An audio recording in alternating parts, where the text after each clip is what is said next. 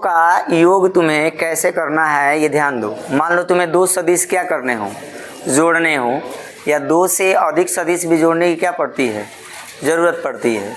तो यदि हमें सदिशों को जोड़ना है तो हम उसके लिए बीजगणित के रूप में कौन कौन से तरीके अपना सकते हैं उसको ध्यान से देखेंगे।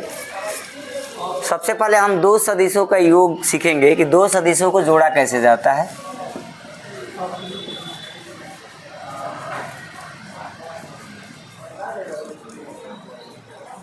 तो ध्यान दो, दो सदिशों को जोड़ने के लिए हम दो विधि का उपयोग करते हैं।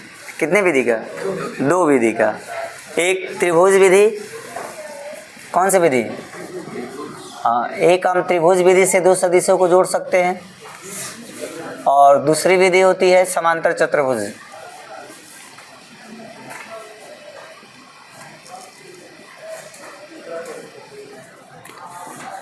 तो ये दोनों नियम आपके लिए इम्पोर्टेंट है कि ये त्रिभुज नियम कैसे काम करता है और ये समांतर चतुर्भुज का नियम क्या है। दोनों नियम समझते हैं। जैसे मान लेते हैं कि हमारे पास दो सदिश हैं। एक मान लीजिए ये आपका रिप्रेजेंट कर रहा है वेक्टर ए, ये रिप्रेजेंट कर रहा है वेक्टर बी। ये अलग डायरेक्शन में है, ये क्या है, अलग डायरेक्शन में है। और दोनों सदिशों को हमें क्या करना है, जोड़ना है। दोनों सदिशों को जोड़ने के लिए हम या तो कौन सी विधि अपना सकते हैं, त्रिभुज विधि, और नहीं तो कौन सी विधि, हाँ, समांतर चतुर्भुज विधि। तो सबसे पहले हम लोग सीखेंगे कि त्रिभुज विधि में हम कैसे सदिशों को जोड़ते हैं। तो देखिए, सदिश का निरूपण करने के लिए सबसे पहले हमें क्या दिखाना पड़ता है, पैमाना दिखाना पड़ता है। क्या दिखाना पड़ता है? पैमाना। जैसे मान लो ये कह दे कि 30 न्यूटन का है। कितने न्यूटन का है? वेक्टर ए 30 न्यूटन का है। वेक्टर बी कितने न्यूटन का है? 20 न्यूटन का है। और इन दोनों को जोड़ना है। जोड़ेंगे तो सदिश विधि से कैसे जोड़ेंगे? तो इसको जोड़ने के लिए सबसे पहले आप जानते हैं कि कापी पे हम न्यूटन नहीं खींच सकते हैं। कापी पे जब भी खींचेंगे तो क्या खींचेंगे, लेंथ खींचेंगे। ठीक है, तो लेंथ खींचेंगे। तो लेंथ खींचने के लिए सबसे पहले हमें क्या करना पड़ेगा, पैमाना मान लेते हैं। पैमाना अगर हम ऐसा माने कि जो कापी पे आसानी से क्या किया जा सके, खींचा जा सके। तो अगर हम 1 सेंटीमीटर को 1 न्यूटन मानते हैं तो 30 सेंटीमीटर खींचेंगे तब ना 30 न्यूटन होगा। और 30 सेंटीमीटर की लंबाई कापी के लिए क्या हो जाएगी, बड़ी हो जाएगी। इसलिए थोड़ा सा हम इसको बढ़ा के मानेंगे। जैसे मान लो 1 सेंटीमीटर लंबाई खींचा, वो 5 न्यूटन को रिप्रेजेंट करता है। कितने न्यूटन को? तो अगर हम पैमाने में भी ये मान लें कि 1 सेंटीमीटर लेंथ किसको रिप्रेजेंट कर रही है, 5 न्यूटन को। तो अगर हमें 30 न्यूटन को दिखाना होगा तो क्या करेंगे, कितने सेंटीमीटर, 6 सेंटीमीटर। अगर हमको 20 सेंटीमीटर दिखाना हो तो 4 सेंटीमीटर। तो सबसे पहले हम एक वेक्टर को रिप्रेजेंट करेंगे। कौन सी विधि में जी? त्रिभुज विधि में। त्रिभुज विधि में सबसे पहले हम कितने सेंटीमीटर लंबाई के रेखाखंड खींचेंगे?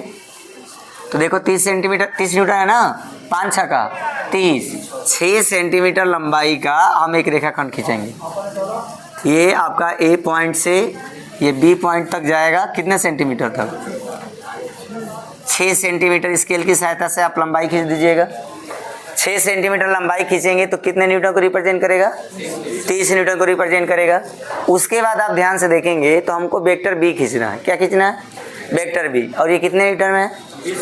तो 20 न्यूटन में है। तो 1 सेंटीमीटर कितने को रिप्रेजेंट कर रहा है, 5 न्यूटन को। तो ये बताइए कि 20 सेंटीमीटर कितना का होगा, 4 सेंटीमीटर का।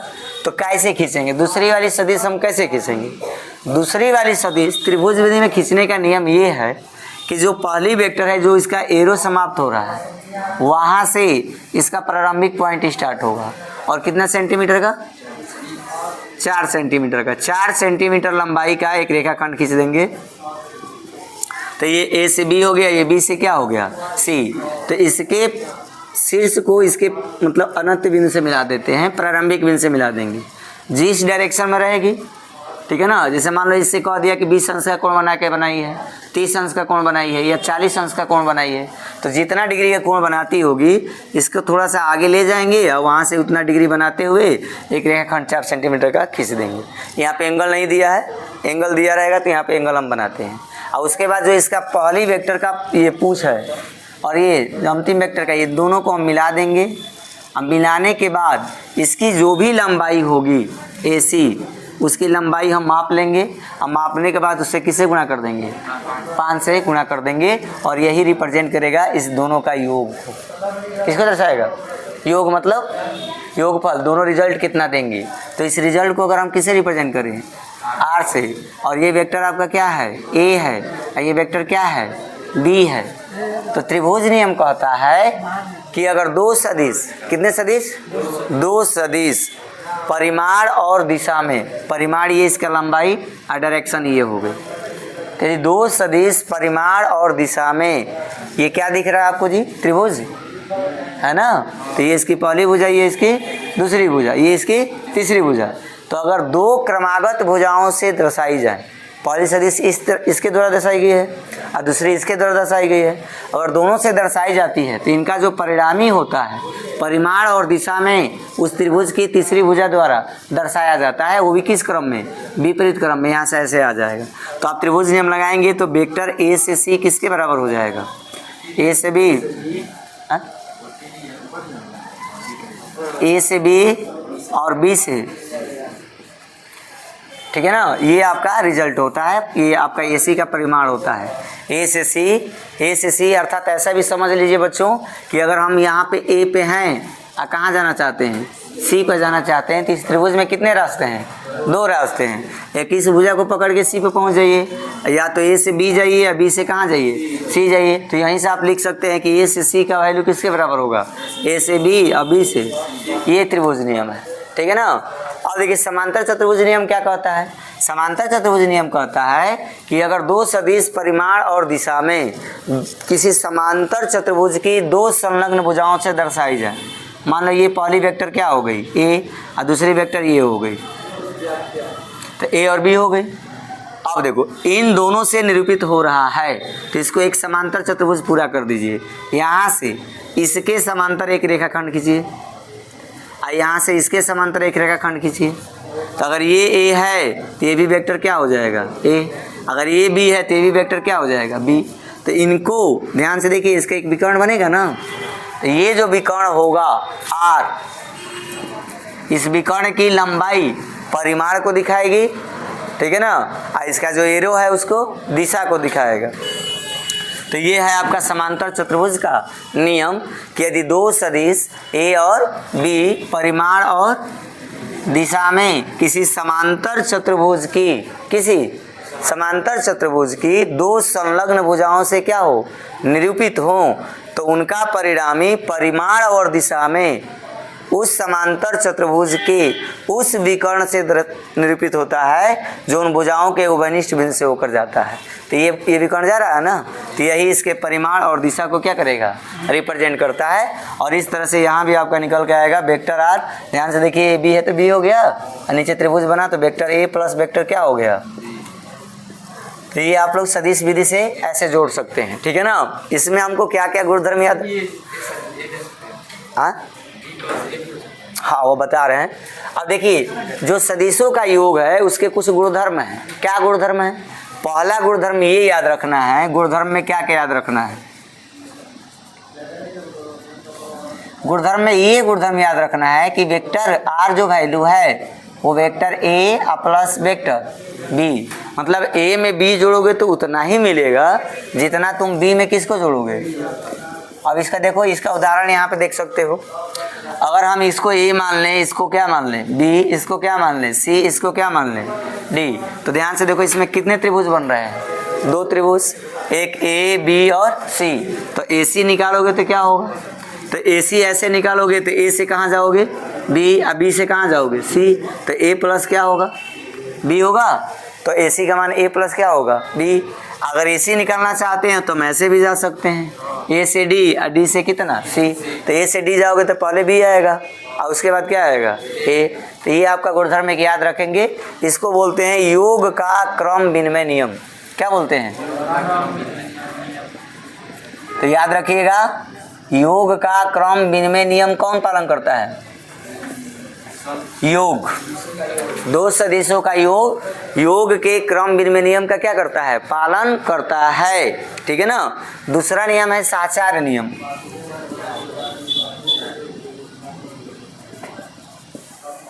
योग का होता है और गुणन का भी होता है।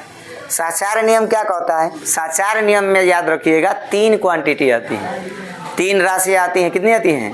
3, ए बी और सी। तो ये कहता है कि अगर वेक्टर ए अकेला कर दिया जाए और वेक्टर ए में 2 वेक्टर के योग को जोड़ा जाए, बी प्लस किसको? सी को, तो जो रिजल्ट आएगा वही रिजल्ट ए और बी को जोड़ दिया जाए पहले, तब जाके किसको जोड़ दिया जाए? सी को, तो ही रिजल्ट वही आएगा। ये कौन सा नियम है? साचार्य नियम है। कौन सा नियम है? इसका बना दे रहे हैं आपको एक सिंपल सा। ऐसे देखो, मान लो ये वेक्टर ए है,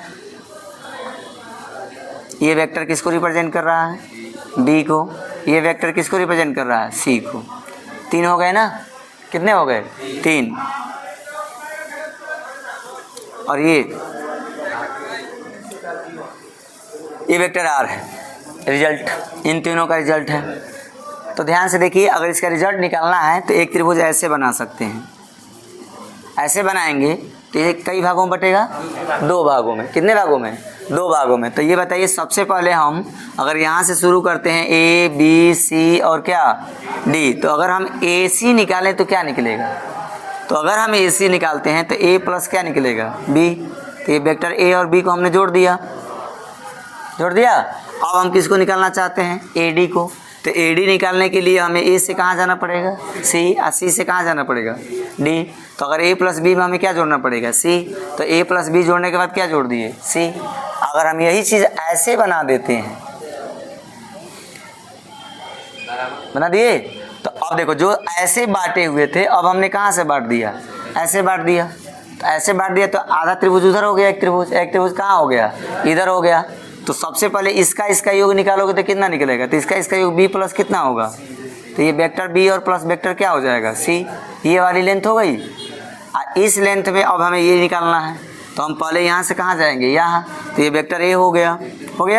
और इसके साथ हमें ये वाले जोड़ना है ना। इसका रिजल्ट कितना है?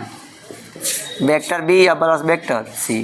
देखो ध्यान से देखो, जितना ये रिजल्ट आएगा ए डी, उतना ये भी आ सकता है और ये भी आ सकता है। तो इस तरह से ये कौन सा नियम हो जाता है? साचार्य नियम हो जाता है। कौन सा नियम? तो याद रखेंगे, सदिशों का योग, 2 सदिशों का योग क्रम विनिमय नियम का पालन करता है। अर्थात ए प्लस बी जितना आता है उतना ही क्या आता है? बी प्लस ए आता है। एक पहला चीज़। और दूसरा कौन सा नियम पालन करता है? साचार्य नियम पालन करता है। अर्थात ए वेक्टर में बी प्लस सी को जोड़ो या ए प्लस बी में वेक्टर सी को जोड़ो, रिजल्ट क्या रहेगा? सेम रहेगा। तो ये है आपको 2 सदिशों को जोड़ने के क्या नियम, और इसी पे तुम लोगों का टोटल पाठ क्या है? आधारित है। ठीक है ना? एक चीज़ इसमें और जान लो, एक चीज़ ये जानना है कि अगर हम एक सदिश है,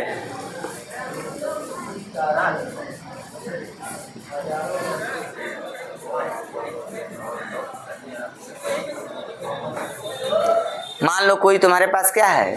सदिश है। सदिश वेक्टर हमने मान लिया बच्चों, ये वेक्टर हमारे पास क्या है? ए है। एक सदिश के पास क्या क्या होता है? 2 चीज़ होता है। एक सदिश के पास क्या क्या होता है? 2 चीज़। एक सदिश का परिमाण होता है। जैसे किसी ने कहा 30 न्यूटन का बल, तो 30 न्यूटन का बल लगाया तो 30 न्यूटन उसका परिमाण हो गया। अब बल के पास क्या होती है? डायरेक्शन। तो मान लो ये वेक्टर ए है, इस डायरेक्शन में काम कर रही है, जिसका परिमाण किससे दर्शाएंगे? तो उसके लंबाई से। और दिशा किससे दर्शाएंगे? नोक से। तीर बताएगी किस डायरेक्शन में इसको जाना है, तो इसकी लंबाई इसके परिमाण को दिखा रही है और एरो इसके दिशा को दर्शा रही है। अब इसमें हमें किससे गुणा करना है? तो सदिश में हमें किससे गुणा करना है? अदिश के पास केवल क्या होता है? परिमाण होता है। क्या होता है? तो मान लो कि अगर वेक्टर ए है, इसमें कह रहा है कि के से क्या करिए? गुणा करिए। जहाँ के क्या है? अदिश है, तो क्या होगा? तो देखो, किसी सदिश में अगर किसी परिमाण से तुम गुणा करोगे तो इतना याद रखना है कि उसकी डायरेक्शन पे कोई प्रभाव नहीं पड़ेगा। डायरेक्शन ज्यों का क्या रहेगी? त्यों रहेगी। केवल उसका क्या चेंज होगा? परिमाण चेंज होगा। क्या चेंज होगा? परिमाण। परिमाण मतलब क्या होता है? उसका मान। डायरेक्शन में कोई परिवर्तन नहीं आएगा। अगर इसमें मान लो कि ये 2 न्यूटन का है, कितना न्यूटन का है? 2 न्यूटन का। तो 2 न्यूटन का बल एक डायरेक्शन में लग रहा था, किसी ने क्या किया कि उसका बल का कई गुना कर दिया? 3 गुना कर दिया। तो परिमाण केवल कितना गुना हो जाएगा? 3 गुना हो जाएगा, 3 दूनी कितना हो जाएगा 6 हो जाएगा। उसकी वेक्टर की लंबाई क्या हो जाएगी, बढ़ जाएगी, लंबाई बढ़ जाएगी, डायरेक्शन क्या रहेगा, सेम बना रहेगा। समझ में आया? तो सदिश में अदिश से गुणा करने पर क्या चेंज होता है, उसका परिमाण या तो बढ़ जाएगा और नहीं तो परिमाण क्या हो जाएगा, घट जाएगा। क्लियर है ना? तो ये 2 चीजें आप लोग याद रखेंगे। क्या क्या कि 2 सदिशों को कैसे जोड़ना है। 2 सदिशों को जोड़ने के लिए हम त्रिभुज विधि का प्रयोग कर सकते हैं, नहीं तो समांतर चतुर्भुज विधि का प्रयोग कर सकते हैं। त्रिभुज विधि में आपको मान लेते हैं कि वेक्टर ए के साथ किसको जोड़ना है, वेक्टर बी को, ठीक है ना। तो जोड़ने का तरीका क्या है, सबसे पहले दोनों वेक्टरों में किसी एक वेक्टर को हम खींच लेंगे जो आसानी से खींचा जा सके। तो सबसे पहले क्षैतिज वाला खींचना क्या रहता है, सही रहता है। तो ये वाला हमने खींच दिया। अब इसके तीर से जितना डिग्री का ये कोण बना रही है उतना डिग्री बनाते हुए हम वेक्टर बी को क्या करेंगे, खींच देंगे। और उसके बाद पहले वेक्टर के ये पॉइंट जो प्रारंभिक पॉइंट है और दूसरे वेक्टर का जो अंतिम पॉइंट है, दोनों को क्या कर देंगे, मिलाएंगे। और मिलाने के बाद जो ये लंबाई तैयार होगी वही लंबाई उसके परिमाण को दिखाएगी। और जिस डायरेक्शन में ये ए से सी जाएगा वो इसकी किसके दिखाएगा, दिशा को दिखाता है, ठीक है ना। दूसरा क्या है, समांतर चतुर्भुज है। समांतर चतुर्भुज में ए और बी को मान लो तुम्हें खींचना है, तो ए और बी में यहाँ क्या किए थे, पहला वेक्टर खींचने के बाद इसके एरो से यहाँ अपने वेक्टर खींचा था। यहाँ दोनों के प्रारंभिक पॉइंट से ही एक ही पॉइंट से दोनों वेक्टर खींचा जाएगा, ए और वेक्टर जितना डिग्री पे ये बना रहे होंगे। मान लेते हैं ये कितना कोण बना रहे हैं, थीटा कोण पे है। तो दोनों अगर थीटा कोण पे कार्यरत हैं तो थीटा कोण बनाते हुए दोनों को हम खींच देंगे। और उसके बाद एक समांतर चतुर्भुज को पूरा करेंगे।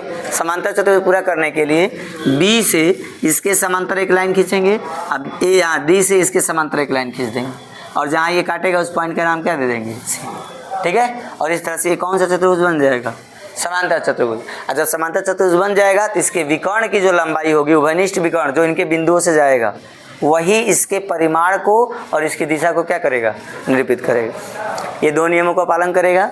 वेक्टर आर इक्वल टू तुम क्या लिख सकते हो, ए प्लस बी नहीं तो बी प्लस ए, और 4 नियम का भी पालन करेगा।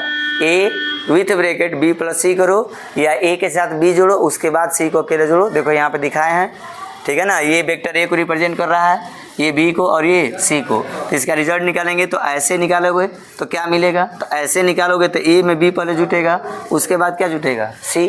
अगर ऐसे बांटते हो तो पहले बी और सी जुट जाएगा एक साथ में, एक लाइन बन जाएगी ना, और एक लाइन बन जाएगी तो इसके बाद ये है यहाँ से ये, तो इसको जोड़ोगे तो ये सिंगल हो गया, इसमें कितने हो गए, डबल हो गए, बी और सी। और इस तरह से ये बन जाएगा। अदिश से गुणा करने पर क्या होगा, केवल लंबाई चेंज होगी, अर्थात परिमाण चेंज होगा, डायरेक्शन में कोई चेंजेस नहीं आएंगे। क्लियर है ना। चलो इसके आगे देखो अब क्या पढ़ना है, हमें पढ़ना है कि एक सदिश के क्या क्या घटक हैं।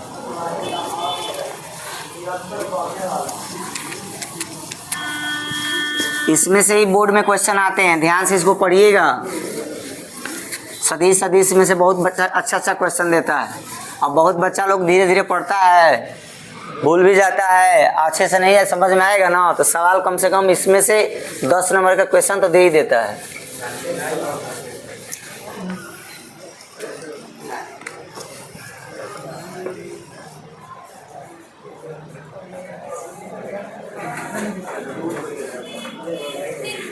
चलो देखो, एक सदिश का घटक क्या होता है। सबसे पहले बताओ, तुम लोग के स्टडी में बताए थे मात्रक सदिश के बारे में। कौन सदिश के बारे में, मात्रक सदिश। मात्रक सदिश क्या होती है, हाँ ऐसी सदिश जिसका परिमाण कितना हो, 1 हो। जैसे कोई कह रहा है कि बल 1 न्यूटन का है, कितना न्यूटन है, तो इसका परिमाण कितना हो गया, 1 न्यूटन। कोई कह रहा है कि त्वरण कितना है, 1 मीटर पर सेकेंड स्क्वायर है, तो इसका परिमाण कितना है, 1 है। तो जिस भौतिक राशि का परिमाण कितना होगा, 1 होगा, और वो सदिश है, तो उसे हम कौन सा सदिश कहेंगे, एकांक सदिश कहेंगे। क्या कहेंगे, एकांक सदिश। तो एकांक सदिश का परिमाण 1 होता है। इसको हम किससे रिप्रेजेंट करते हैं, कैप से रिप्रेजेंट करते हैं। किससे रिप्रेजेंट करते हैं, कैप से। एक सिंपल सा सोचिए कि आपको मैं एक कुर्सी का दाम दे दूं कि एक कुर्सी का दाम 60 रुपया है। एक कुर्सी के दाम आपको पता चल गया ना। आपको कहा जाए कि 10 कुर्सी के दाम निकालिए, तो क्या करोगे, तो 10 कुर्सी के निकालने के लिए 10 में किससे मल्टीप्लाई करोगे, तो कितना हो जाएगा, तो निकाल लिए कि नहीं निकाल लिए। उसी तरह से ध्यान से देखना, ये बहुत बच्चों को डाउट में रह जाता है, क्लियर नहीं कर पाते हैं और ये चीज़ें समझ नहीं पाते हैं, इसलिए उनको दिक्कत होती है सवालों को लगाने में। एकांक सदिश का मतलब पहले समझे क्या है। एकांक सदिश का मतलब ये है बच्चों कि जिस सदिश का परिमाण कितना होगा, एक होगा, उसे एकांक सदिश कहेंगे। अब मान लो कह रहा है कि ये OA क्या है, OA एकांक सदिश है। कैसे सदिश है? एकांक सदिश है। एकांक सदिश है तो इसके पास क्या होगा, परिमाण और दिशा दोनों होगा। परिमाण कितना होगा, एक, और दिशा क्या है, O से A की दिशा में। अब आपसे ये कह दे कि OA के दिशा में ही एक ऐसा सदिश ज्ञात कीजिए जिसका परिमाण 40 हो। मतलब एक वेक्टर B लिखना है। क्या लिखना है? एक वेक्टर B लिखना है। ध्यान समझिएगा, यही चीज़ समझाना है आपको। एक वेक्टर B लिखना है जिसकी डायरेक्शन ये OA की दिशा में है। किसकी दिशा में है? OA की दिशा में। लेकिन परिमाण इसका एक नहीं है, परिमाण इसका कितना होना चाहिए, 40 होना चाहिए। यहाँ B का मान दिया है, B बराबर कितना दिया है, 40 दिया है। तो कैसे करेंगे? तो देखो, वेक्टर B लिखने के लिए आपको कुछ नहीं करना है, 40 से एक ऐप में क्या कर देना है, गुणा कर देना है। ध्यान से देखिए, अगर 40 से गुणा करेंगे तो 40 क्या है, सदिश है। ये वेक्टर एक ऐप क्या है, सदिश। तो अगर सदिश में बच्चों अदिश से गुणा करेंगे तो उसका क्या चेंज होगा, परिमाण चेंज होगा, दिशा वही रहेगी नहीं रहेगी। तो अब 40 से मल्टीप्लाई करोगे तो नई सदिश मिलेगी ना, उसका परिमाण क्या हो जाएगा, बदल जाएगा, लेकिन डायरेक्शन क्या रह जाएगी, वही रह जाएगी। समझ में आया? तो अगर आपको एकांक सदिश पता है तो उस दिशा में आप कोई भी ऐसी सदिश लिख सकते हो जिसका परिमाण क्या किया गया हो, दिया गया हो। समझ में आ गया?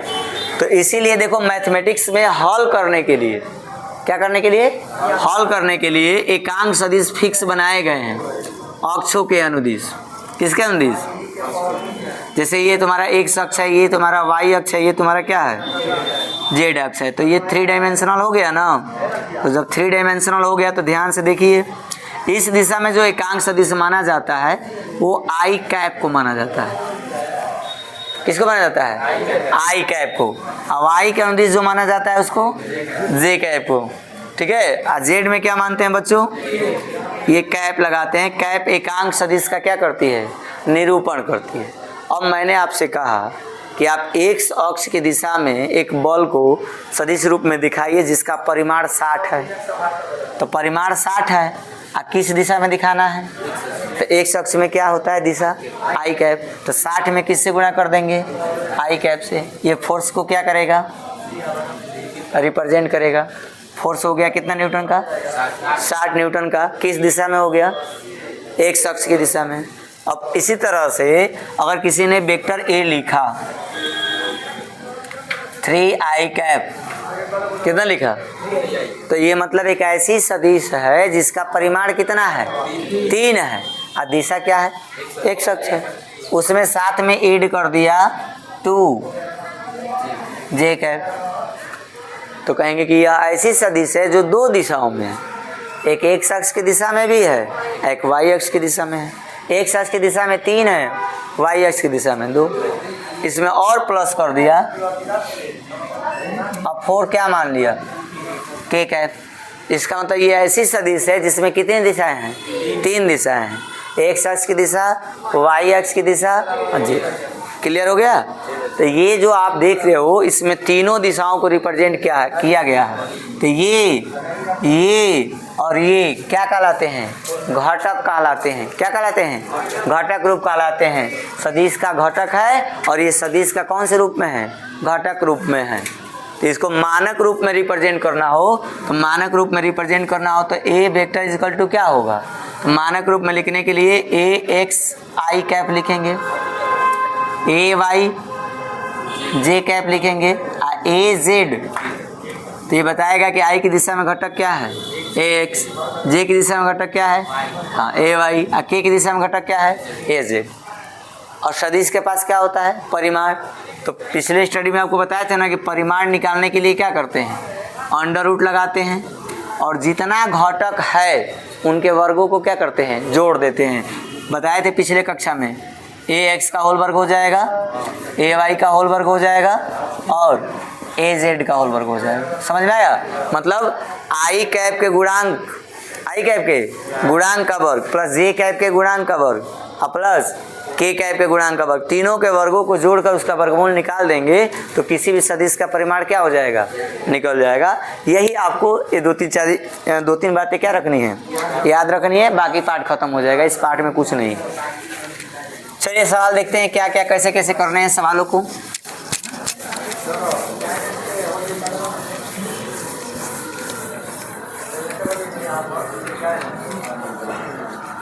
नींद लग रहा है एक लड़के को कक्षा में, क्यों जी? आंखों को धो लो, लड़का को। आज जिसको नींद लग रहा है उसको पता है कि सर किसको बोले हैं, हैं? लग रहा है लेकिन आंखें आपकी झपक नहीं रही है ना। चलिए देखिए, एक क्वेश्चन है आपका बोर्ड में, ऐसे क्वेश्चन आमतौर पे पूछे जाते हैं। क्वेश्चन आपका दिया गया है कि आपको एक्स वाई और जेड, ध्यान से देखिए लो बुआ, क्वेश्चन लगावे के सीख लो। क्वेश्चन लगाना सीखोगे वो अच्छा काम करेगा, ठीक है ना। और जितना क्वेश्चन पे आप लोग टाइम दोगे, सवाल लगाना सीखोगे, सूत्र ऑटोमेटिक क्या होते जाएंगे, तैयार होते जाएंगे। एक्स वाई और जेड का हमें क्या करना है, मान ज्ञात करना है।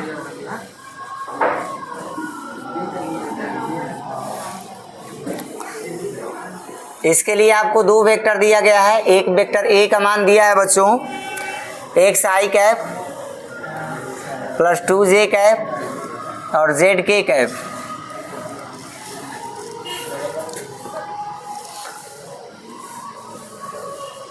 और vector B is equal to दिया है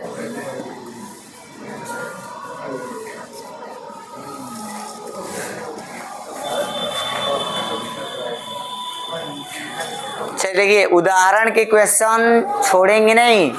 उदाहरण के क्वेश्चन बार बार पूछे जाते हैं बोर्ड में, इसलिए आप लोग ध्यान से पढ़िएगा। पहला हल देखिए कैसे करेंगे आपका। क्वेश्चन पढ़ते हैं फिर से, क्या लिखा है। क्वेश्चन लिखा है कि एक्स वाई और जेड, मतलब ये तीनों अज्ञात हैं। तीनों क्या है, एक्स भी नहीं जानते हैं, वाई भी नहीं जानते हैं और जेड भी नहीं जानते हैं। इन्हीं का हमको क्या निकालना है, मान ज्ञात करना है। और ताकि वेक्टर ए का एक वैल्यू दिया गया है, किसके रूप में, घटक के रूप में। देखिए इसमें तीनों घटक दिया गया है ना, आई कैप, जे कैप और के कैप। तो एक्स आई कैप, 2j के कैप और जेड के कैप, तीनों घटक हो गया। और बी बराबर क्या दिया है, 2i cap, y j cap और के कैप। ये क्या है, समान है। क्या है, तो ऐसा क्वेश्चन यदि बन के आता है एग्जाम में तो आपको कुछ नहीं करना है, बहुत नॉर्मल तरीके से इसका हल करना है। पहले लिखेंगे प्रश्न से, क्या लिखेंगे, हाँ प्रश्न से लिख देंगे।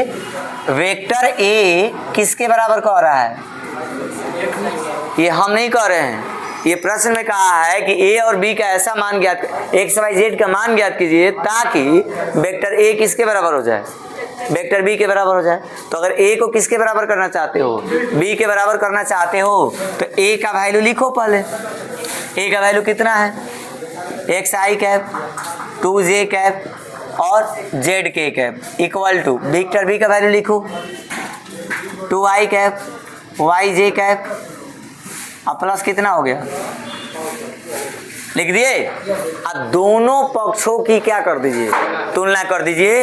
आई का आई से, जे का जे से और के का।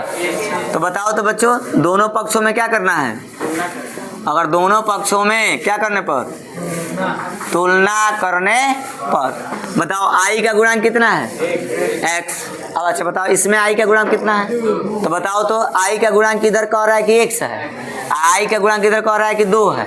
तो बराबर होने के लिए यहाँ भी x की जगह पे क्या रखना पड़ेगा, 2 रखना पड़ेगा ना जी। तो x बराबर कितना आ गया, चलो इधर देखो j का गुणांक कितना है, इधर j का गुणांक, y का मान ज्ञात करना है, y को LHS में लिख लो।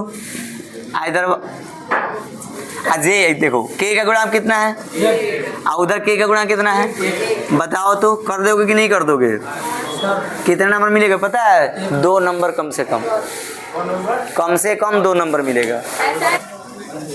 हाँ देखो जी, उसी पे आधारित हम लोग 3 क्वेश्चन और लगाएंगे।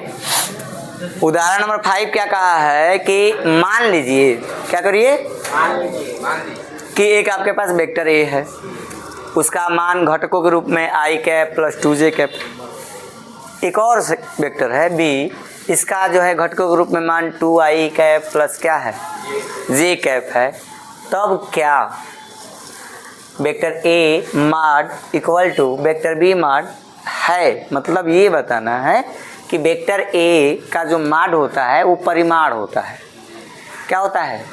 परिमाण। अगर आपने केवल वेक्टर ए लिखा है तो उसमें 2 चीज़ें आएंगी, एक उसका परिमाण आएगा और साथ साथ में डायरेक्शन भी आएगा।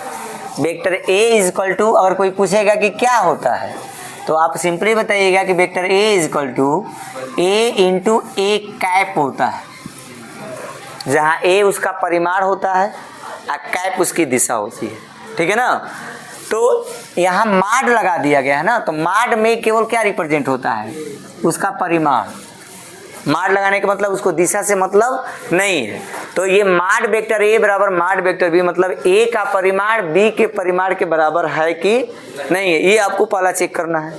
दूसरा ये बताना है कि क्या वेक्टर ए और वेक्टर बी क्या है, समान है कि नहीं है। तो देखिए हम पहला हल कर रहे हैं 5 नंबर क्वेश्चन। ए क्या दिया गया है पहले बताइए? ए दिया है i cap plus 2j cap. 2 he direction है, एक i और एक j, यही है दोनों जी। तो i और j दिया गया है तो इसका माड निकालेंगे। तो माड में वेक्टर ए कैसे निकालेंगे? तो रूट लगाते हैं। क्या लगाते हैं? रूट। i कैप का गुणांक कितना है? तो कुछ भी नहीं है, तो क्या है? 1 है, क्योंकि देखो कहीं कुछ भी नहीं रहता है तो वहाँ मल्टीप्लाई के रूप में 1 रहता है, तो यहाँ 1 का होल वर्ग हो जाएगा। प्लस जे कैप का गुणांक कितना है? तो ये बताओ 2 का होल वर्ग हो जाएगा। इतना तो पढ़ा लिखा ही हो, 2 दूनी का 4 होता है, 1 का वर्ग। अब ये नहीं आएगा तो 8 में फिर से एडमिशन होगा, नहीं नर्सरी में तो कखा आएगा। अच्छा वेक्टर बी कितना है जी? तो वेक्टर बी ध्यान से देखो, 2j कैप है ना, 2i कैप है ना, और प्लस में क्या है? चलिए तो इसका अगर हम मान निकाले तो कितना होगा? तो देखो इसमें पहले 2 का वर्ग आएगा और तब 1 का वर्ग आएगा। 1 कहाँ से आया याद है? इसका गुणांक कुछ भी नहीं है तो क्या है? 1 है। तो बताओ तो बाबू 2 का वर्ग और 1 का वर्ग, तो 4 गो एगो यूनिट कुछ नहीं दिया है तो मात्रक। तो ये बताओ कि जितना तुम्हारा माड वेक्टर ए आया उतना ही ना माड वेक्टर बी आया है जी। तो क्या ये पहली बात सही है कि नहीं है? तो लिखेंगे अतः माड वेक्टर ए इक्वल टू माड वेक्टर, ये सत्य है। अब देखो अगला क्वेश्चन इसमें क्या आपसे पूछा था कि क्या वेक्टर ए और वेक्टर बी समान है? तो देखो 2 सदिशों का समान होने के लिए उनके घटक का समान होना क्या है? जरूरी है। हम यहाँ देख रहे हैं कि यहाँ i का घटक 1 है और j का घटक 2 है, और यहाँ i का घटक 2 है और j का घटक 1 है। तो उल्टा न हो गया, कोई पूरब में 2 गया, ये पूरब में 2 गया, अब मान लो उत्तर में पूरब में 1 गया और उत्तर में 2 गया, ये उल्टा है, ये पूरब में 2 गया उत्तर में गया, तो डायरेक्शन चेंज होगी कि नहीं होगी? है कि नहीं? जैसे मान लो हम इसको मान लें, इसको सिंपली समझ लेते हैं, ये x y और क्या है? z है। और बताओ बच्चों कि इसको i की दिशा में कितना चलना है? 1 चल दिए, मान लो 1 यहाँ तक आ गए, और उसके बाद j की दिशा में कितना चलना है? तो j की दिशा में हमने कितना चल दिया? 2।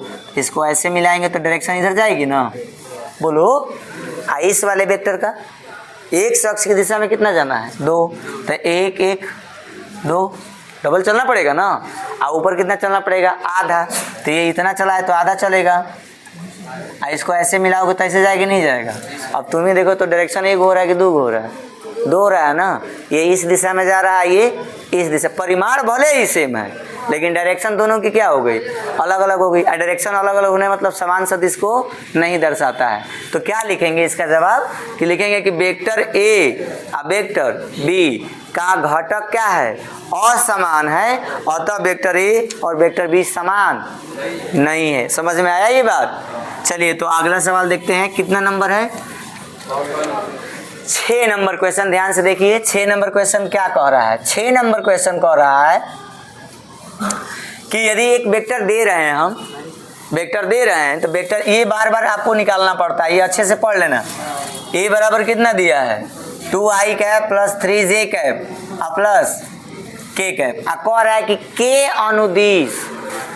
अनुदिश का मतलब हुआ कोई मान लो ये वेक्टर है, ये एक अपने घटक के रूप में दिया गया है, इसी के अनुदिश क्या निकालिए, मात्रक सदिश निकालिए। तो मात्रक सदिश मतलब होता है कि इसी के दिशा में अगर निकालना है तो एक कैप पूछ रहा है, क्या निकालना है, एक कैप। क्या कर रहा है, अनुदिश लिखना है या आदिश लिखा गया है, ठीक है। के अनुदिश क्या निकालना है, मात्रक सदिश निकालना है। एकांक सदिश बोलते हैं उसको, क्या बोलते हैं, मात्रक सदिश का दूसरा नाम क्या है, एकांक सदिश है। तो बताओ पहले इसका हम परिमाण निकालेंगे, क्या निकालेंगे, एकांक सदिश पता करने के लिए 2 चीज पता होना चाहिए। कितनी चीज, 2। उस सदिश का जानकारी होना चाहिए और उसका परिमाण का जानकारी होना चाहिए।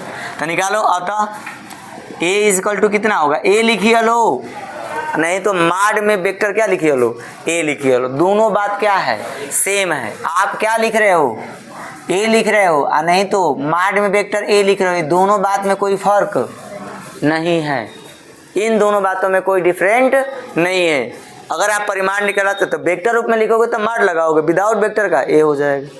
तो बताओ क्या निकालेंगे, तो अंडर रूट में किसका किसका वर्ग जोड़ेंगे, बताओ तो जितने भी घटक हैं उनके घटक के वर्गों को क्या करेंगे, जोड़ेंगे। तो बताओ आई कैप का घटक क्या है, 2, तो 2 का वर्ग हो जाएगा। उसके बाद ये 3 का वर्ग हो जाएगा, उसके बाद 1 का वर्ग हो जाएगा। अब बताओ 2 का वर्ग कितना होता है, 3 का वर्ग, 1 का वर्ग कितना आएगा,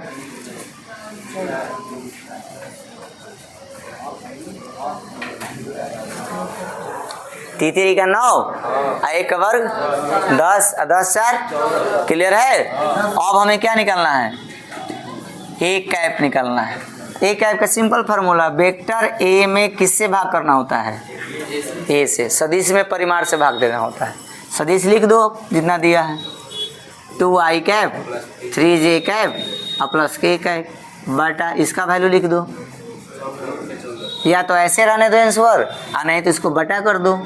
2 बटा रूट में 14 आई कैप प्लस 3 बटा रूट में 14 जे कैप प्लस 1 बटा रूट में 14 के कैप। जो इच्छा हो, अगर इस रूप में लिखना चाहते हो तो ये रूप लिखो, ये रूप में लिखना चाहते हो तो ये रूप लिखो। इजी है कि नहीं है? तो ए कैप निकालने आ जाएगा तुम लोगों को ना, ये करने आ जाएगा ना। कहाँ पे नहीं आ रहा, ये वाला, ये वाला ना, इसका वैल्यू लिख दिया हम। वेक्टर ए का वैल्यू ये है, वेक्टर ए का वैल्यू ये है, ए बराबर ये है, ये फार्मूला है। ए कैप बराबर सदिश बटा सदिश का परिमाण। ठीक है, तो कितने सवाल हो गए, 2। कौन कौन से, 5 और 7 नंबर सवाल देखो, मिटाते जाए ना, बुक्स में किया है, उदाहरण है बच्चों, आप लोग कर सकते हैं। आप लोग घर पे देखिएगा, मिल जाएगा।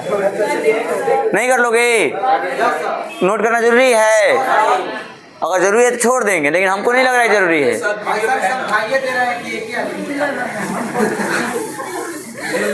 मारा भोजपुरिया टोन में, हाँ ऐसा समझाइए दे रहे हैं।